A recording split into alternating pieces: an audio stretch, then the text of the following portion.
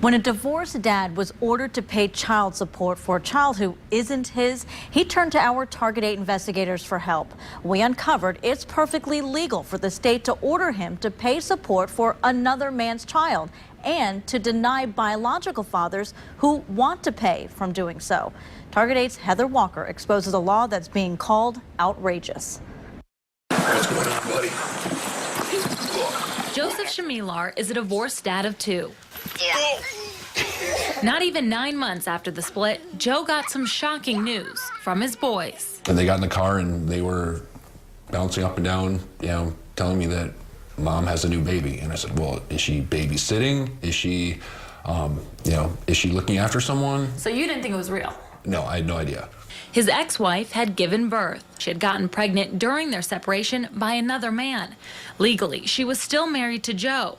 Court papers clearly acknowledge the baby is not Joe's, but Albert Bush's, and that Bush had established a personal, financial, or custodial relationship with the child. The court ordered medical expenses be split between the biological parents. But the Friday before Father's Day, Joe got a letter in the mail from friend of the court.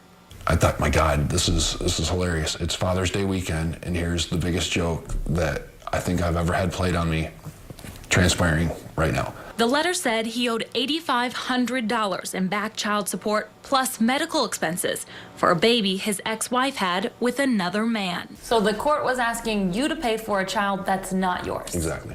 I went to Ottawa County friend of the court office to get answers. How is this legal? Their spokesperson agreed to do an on-camera interview, but on the scheduled day changed his mind and would only answer our questions over the phone. He told us it didn't matter who the biological dad is, only what's in the best interest of the child. In other words, which one can take best care of the child financially. The court decided that was Joe.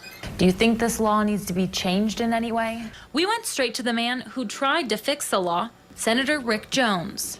I certainly would agree that if you're married to someone, they then run off and have a child by another man, that you should not have to pay child support. That seems a bit outrageous.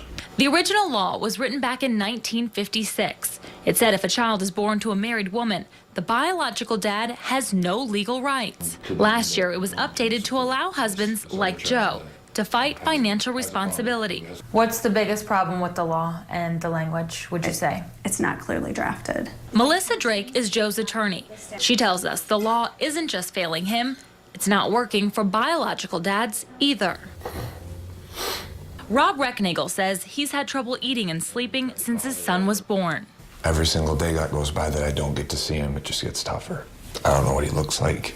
Rob says he searched online hospital nurseries just to see if he could find his son. He says he didn't know his girlfriend was still married when they got together. Rob says they were planning to blend their families. Rob bought a ring. But before she gave birth, Rob says he got this email saying although the baby was his, she was going to raise it with her husband. I'm standing here saying I want my son in my life. I want to pay child support. Let's sign the proper documents and let me just do that. You're trying to do the right thing. That's all I want. What can be done about this?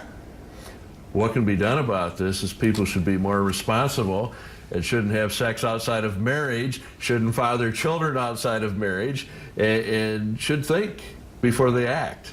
That's what needs to happen. Could we do more? Yes. Could we fine-tune it? Yes. Should a father have to pay support on a child when it's not his child? No. So we do need to do more, but we've made some monumental changes.